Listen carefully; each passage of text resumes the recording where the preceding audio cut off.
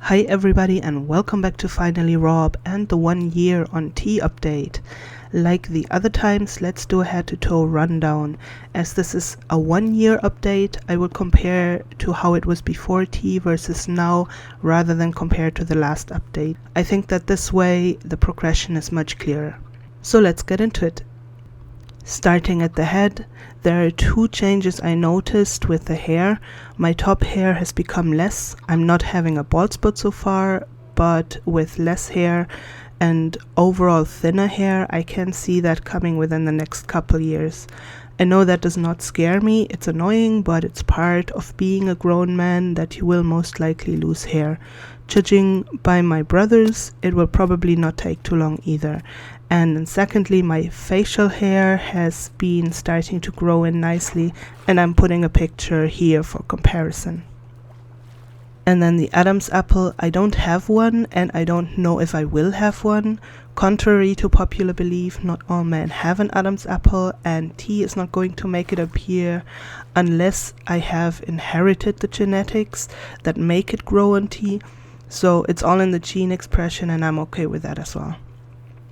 Then the voice. My voice has not dropped significantly as far as I can tell, but it has dropped a little bit, and I'm currently in that phase where the voice starts breaking. So if I talk longer or louder, my voice does the puberty thing that we know from the 14-year-old boys. I have stopped trying to sing. While I used to have a really nice singing voice, at the moment I do not. In moments when I can sing, I get pretty low down, which is nice. Pretty low down I have been measuring by the song Ring of Fire, which I can sing in the correct key. And it burns, burns, burns, the ring of fire, the ring of fire. But am missing the two bottom notes that I can't reach nicely yet unless I ease into those. Then for the neck and shoulders, I have been growing muscle in my neck and shoulder area at the back, the ones you see in some men. I was really surprised the first time I noticed it, but I'm glad it is happening because it shows me that the hormones are doing what they're supposed to be doing. I'm also growing more hair on my shoulders these days, which is interesting. Then the arms, I have been growing quite a good amount of arm muscles without even working out, and that goes back to the muscle redistribution. There's also more hair on my arms. At the lower part of my arms it is more and darker, and at the upper part of the arms it's really a lot. In fact, I have gone in at some point and trimmed them a bit. Then for the chest, my chest is reduced in size by itself a little bit, so at this point, even if I don't wear a binder, it looks normal man boobs of a fat guy, which I am.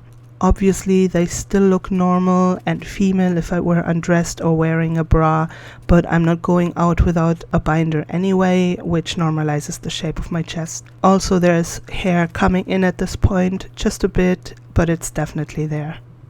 For the belly, there is hair growing there as well. And the hips, I have less of a hip at this point, and that helps me a lot with my dysphoria and making dressing myself much easier. Going down to the butt, too much information warning there. A lot of hair on my butt too, even in the butt crack.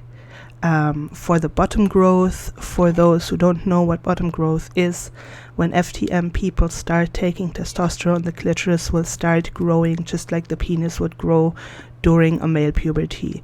My bottom growth has definitely happened and is continuing, I can tell this much.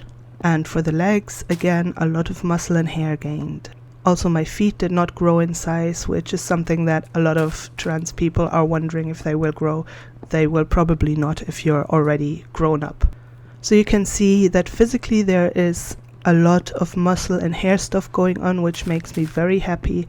I have also been working on my weight loss and have so far lost 15 kilos since the first time I saw my endocrinologist. It has become a bit easier to keep the weight down since I started on hormones. Then for the mental health, mentally I have been able to cope with my depression and anxiety much better. Panic attacks have become very rare as well. That said, when it hits me hard, and I find that the coping mechanisms that have worked before are not working as well anymore. And so I feel like I need to learn new techniques and approaches to my mental health to get through the tough times. And then to the love stuff, I can say that I'm still asexual, but had a bit of a shift with a romantic preference.